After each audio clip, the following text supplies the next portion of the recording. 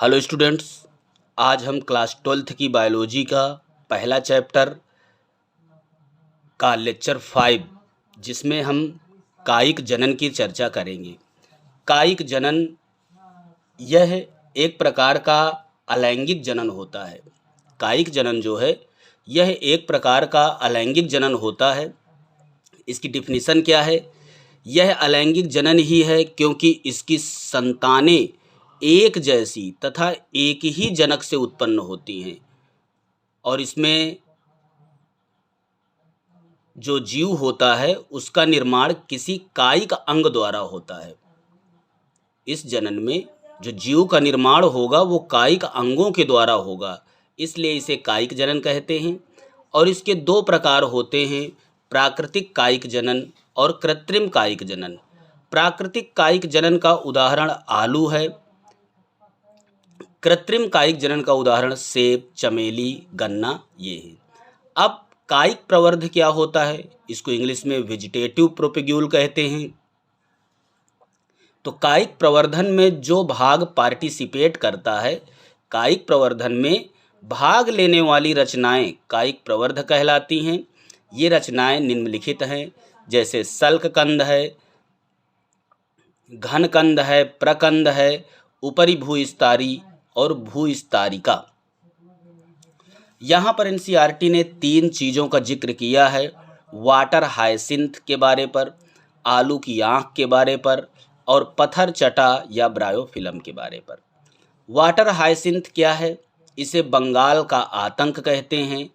यह जलाशय में अत्यंत वृद्धि करने वाला खरपतवार होता है जिसके फलस्वरूप मछलियां मर जाती हैं। यह जल से ऑक्सीजन खींचता है। पहले यह जल से ऑक्सीजन खींचता है, यह जल से ऑक्सीजन खींच लेता है जिससे मछलियां मर जाएंगी।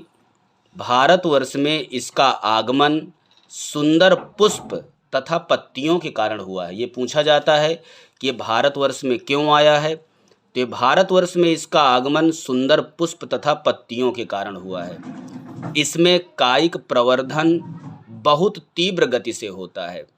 ठीक, ये वाटर हायसिंथ जो है इसमें वेजिटेटिव रिप्रोडक्शन बहुत तीव्र गति से होता है।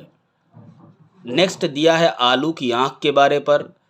तो आलू में छोटे छोटे गड्ढे टाइप होते हैं जहाँ से नया आलू पुनः बनता है, उसमें अखुआ टाइप में निकल आता है और वहीं से नए पोटैटो प्लांट की ग्रोथ होती है। तो आलू के कंद पर स्थित कलिका आलू की आँख कहलाती है। यहाँ से नया पादप बनता है। यह स्थान नोड कहलाया करता है। याद रखना, इंटरनोड नहीं, नोड कहलाता है। नेक्स्ट है पत्थर चटा या ब्रायोफिल्म।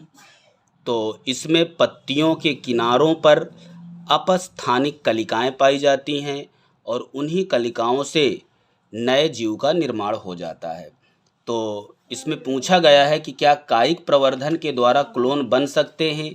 तो हाँ, कायिक प्रवर्धन के द्वारा क्लोन बनते हैं।